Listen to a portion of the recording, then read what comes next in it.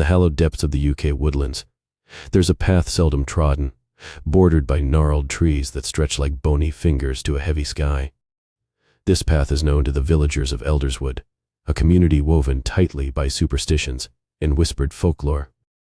They speak of it only when the sun dips below the horizon, casting long shadows that merge with the encroaching dark. As the last light of day retreats, the figure presses on, the silhouettes of the trees becoming an audience of specters to their solitary march. There's a palpable shift in the air, a charged whisper that speaks of thresholds crossed and the thinning of veils.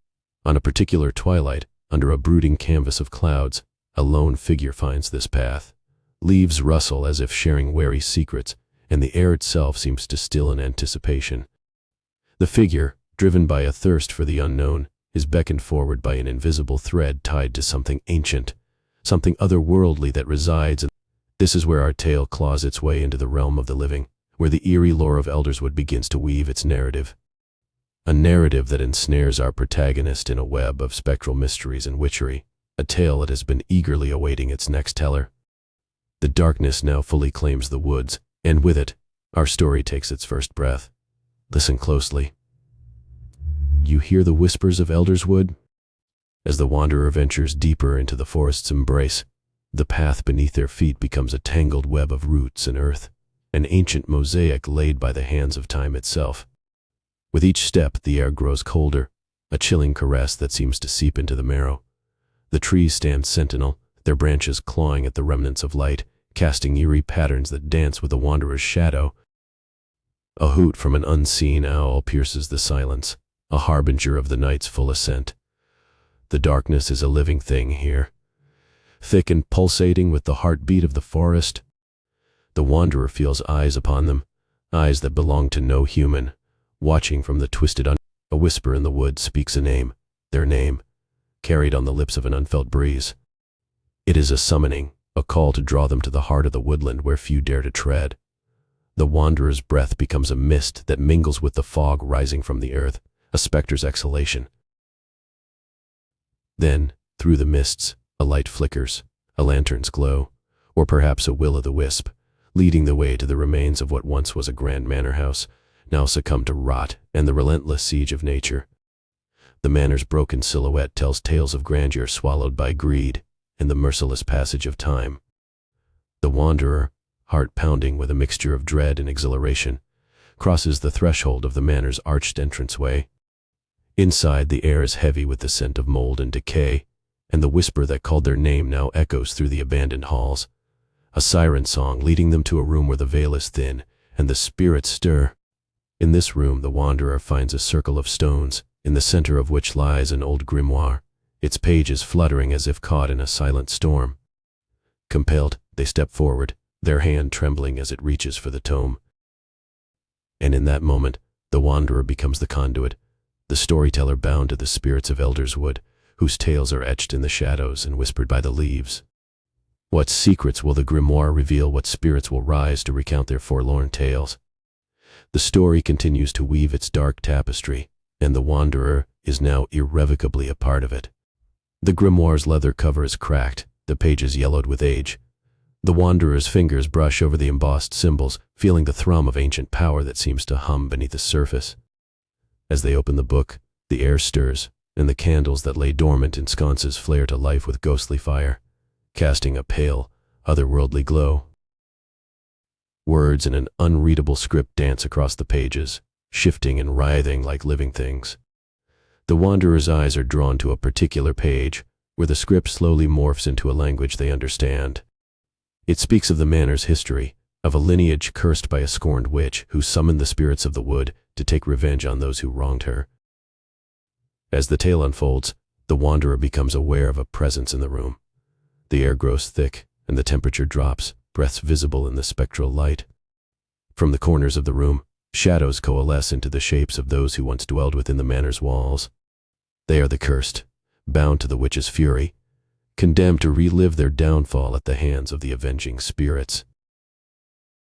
The wanderer, rooted to the spot, watches as the spirits reenact their final moments, their spectral voices a cacophony of regret and anguish. The room spins with the echoes of the past, the boundary between the living and the dead growing ever fainter.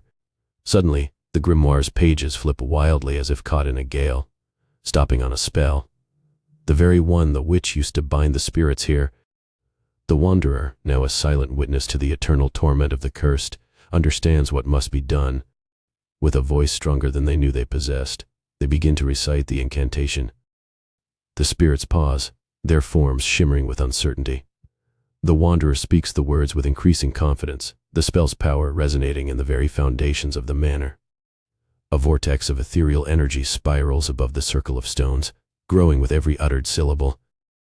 With a final word spoken, a blinding light floods the room.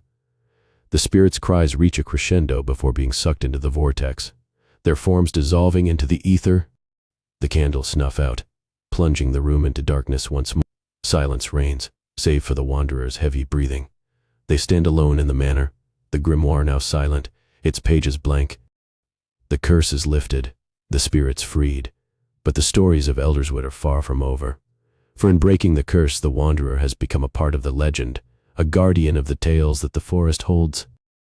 And as long as the woods stand, the tales will yearn to be told, and there will always be someone to hear them.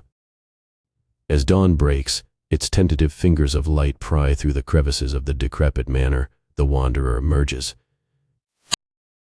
The forest, sensing the lifting of the ancient curse, greets them with a chorus of morning birdsong and the soft, warm embrace of the rising sun.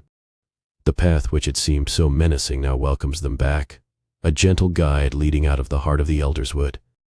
They carry with them the grimoire, its pages once again filled with inscrutable script, a keeper of secrets that only the forest may truly know. As they reach the edge of the woods, the path gives way to the familiar cobblestones of Elderswood village. The villagers peer out from behind curtains, their eyes wide with a mix of fear and wonder. They had watched the wanderer's entry into the forest, some with pity, others with grim expectations. Yet here they stand, a testament to the courage that human hearts can muster. The wanderer knows that the stories they have witnessed are not just tales to be told by the fireside. They are warnings, lessons, and histories of the spirits that dwell within the wood. As they pass the threshold of the forest, they feel a weight lift, a contract fulfilled.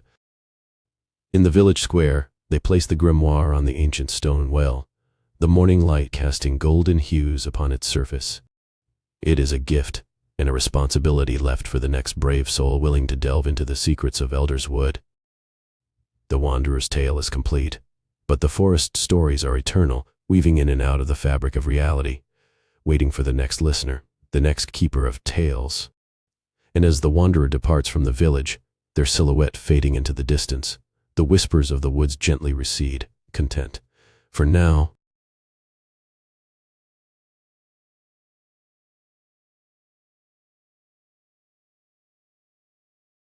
but Elderswood will remember. It always does. And when the mist rolls in once more, shrouding the village in its silent embrace, the whispers will return, calling for a new storyteller to walk the ancient path. For in the UK woodlands, every ending is but a prelude to another beginning, and every silence is the breath between stories. And so, the tale weaves on,